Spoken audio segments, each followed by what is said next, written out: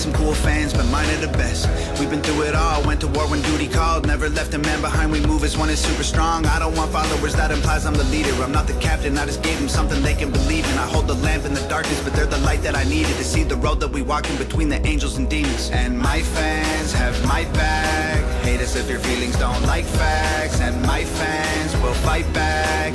Beat you with the keyboard you've been using to write back. I guess we need each other like both sides of the battery. We the army, we the homies, we the gang, we the cavalry. We're brothers and sisters, we hold it down like we gravity. Can't nobody break the bond that made us all family. Me and my fans, we don't care what anybody say. Middle fingers to whoever in the way, man. Me and my fans, we gon' be together to the grave. It's the game till forever and a day, man. Me and my fans, we don't even trip if they hate. We got I don't give a fuck in our veins, man. Me and my fans, We the hangover gang. Gang, gang, gang, gang, gang.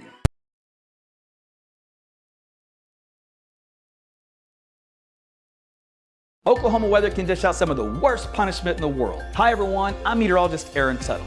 But now you can fight back by installing Class 4 impact-resistant shingles from Ferguson Roof Systems. These shingles can withstand large hail, heavy rain, and hurricane-force winds, all while keeping your home safe and dry. And the best part? This upgrade is completely free for many homeowners. So call today to start reaping the benefits these Class 4 shingles bring, including a discount on home insurance. Only at FergusonRoofSystems.com. Hey everyone, meteorologist Tuttle with a very quick, short weather update here for you on your Saturday afternoon, just to discuss what the latest is with Hurricane Ida. And we'll tell you then where it's going to go, the impacts, strength of it, all that kind of stuff. So we're going to do kind of a quick look at what's going to happen in Louisiana. This will not be affecting Oklahoma's weather as far as bringing rainfall for us. What it will do, though, is probably help create a little bit of extra heat as it departs the region. So Arkansas, points east, will get a little rain out of the remnants of Ida as it continues to make its way into the Midwest and the Southeast. All right, so tell you what, let's get on to business here. We'll show you first off the big picture across the Gulf Coast. All right, so what we have is temperatures in the water. Of course, they're warm. They're in the upper 80s, so plenty of fuel for the hurricane as it kind of moves its way into that area. The latest coordinates on that, packing winds of about 103 miles per hour, moving to the northwest at about 16 miles per hour, 976 in the millibar, and the pressure.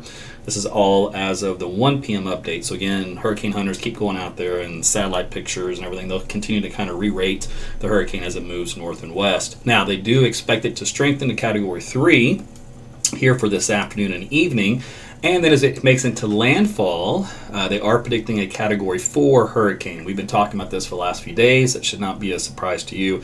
So that will be a devastating hurricane for the southeastern parts of Louisiana. And this does include New Orleans as far as the influence of the levees, the winds, the flooding, and the heavy rainfall leading to flash flooding. So not only just the coastal flooding, and that, of course, really will affect the southern half of Louisiana during the day on Sunday. The eye wall will come on shore as we head into Sunday afternoon time frame. All right, so that's kind of like look at that particular place. You can see the track. So it's let's see, was it last couple of nights? The track was actually a little bit more to the west around Homa. Kind of in this area, and you can see us jog just a little bit to the east. So that's why I was saying at most we're looking at about a 50-mile deviation in the track from last night. Once we get kind of close to that window, it's usually pretty solidified. So these are kind of the takeaways here from the Hurricane Center with Ida. And one of the things I want to show you was let's see, they do have the storm surge information, inundation, they call it.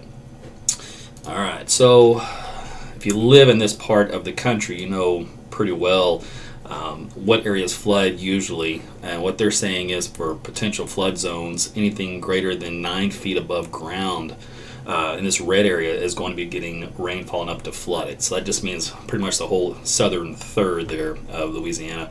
All right, so let's take a look at the latest latest infrared satellite picture. You do see the well-defined eye wall right here. So it has got its typical eye classification, and it's strengthening. It's got good overall stability, good strength, good intensity, and continues to develop. Like we talked about, temperatures are into the 30s, which is in degrees Celsius, upper 80s, Fahrenheit for the water temperature, so those are all good for it to continue to intensify. And here's a look at all the models. If we were to blend them all together and plot them all on the same map, you can see how they pretty much all agree on the position of the landfall from this point onward, since we're only now about really 24 hours out from landfall, so that's a no-brainer there. Now look at the intensity. We've had a lot more of the models come into that category 4 intensity at landfall, which is why they bumped it up from the category 3. Again, that's a pretty significant hurricane. One of the hurricane models here has the eye wall just approaching landfall by around 1 o'clock tomorrow afternoon, and that moves quickly inland. So it's not like it's a direct hit, for Louisiana, for New Orleans, what you may be thinking, but it is a big enough broad area, because remember, the hurricane's not a single point, it stretches across a large region. So there's a large region that contains the winds, it contains the flooding, all that kind of stuff. Matter of fact, we do talk about flooding. Let's show you that as well. Here's the latest track again from the Hurricane Center, which was taken up into the East Coast by Thursday. You can see it does not affect Oklahoma. Let's see, this was the rainfall map I was looking for. So again, we're talking about a foot of rainfall or more around Houma and close to New Orleans. And this is not even including the surge that will come in from the ocean itself. On the Saffir-Simpson scale, a Category 4 hurricane can contain winds anywhere from 130 to 156 miles per hour. As we talked about last night, Category 4 hurricane, well-built framed homes can sustain severe damage with loss of most of the roof and exterior walls. Most trees will be snapped or uprooted, power poles down, power outages will last for weeks to months. Most of the area will be uninhabitable for weeks or months as they try to restore power. So that's the latest with that as well. So that's kind of what I wanted to tell you. It was just a quick and dirty view of kind of what's happening currently with the hurricane and where it's going to be going. So really nothing's changed since we talked about the last few nights. Unfortunately, it's bad news for Louisiana. Most people have already, if they can, they've already started evacuating. I'm sure you've seen on the news.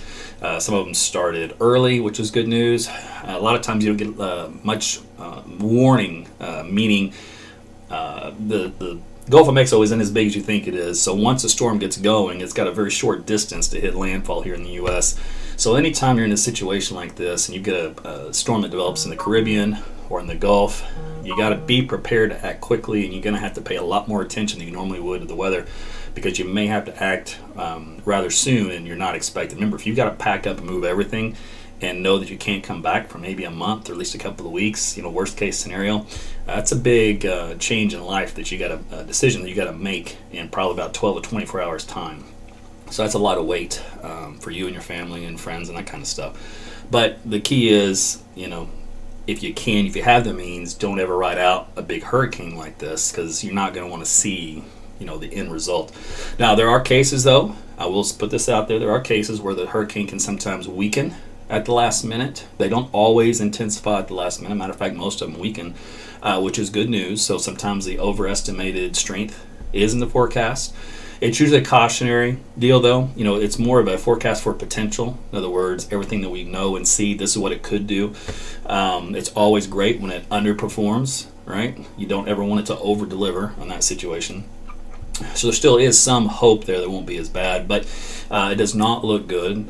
Typical in that part of the country, it's the same stuff. So they're used to it down there, whereas maybe other areas of the country would not be. Doesn't make it any better. It's coming up on the anniversary of Katrina, so those folks down there, I'm sure, PTSD and everything else thrown into that. A lot of anxiety going on in that part of the world. So that's a quick look here. I'll broadcast again tomorrow, probably late morning, early afternoon, just kind of look to see how things are going as it's coming on shore. But until then, that's all I had for you for today. Appreciate you watching and getting updated here with the hurricane, and we'll talk again soon. Be careful, everybody. Take care.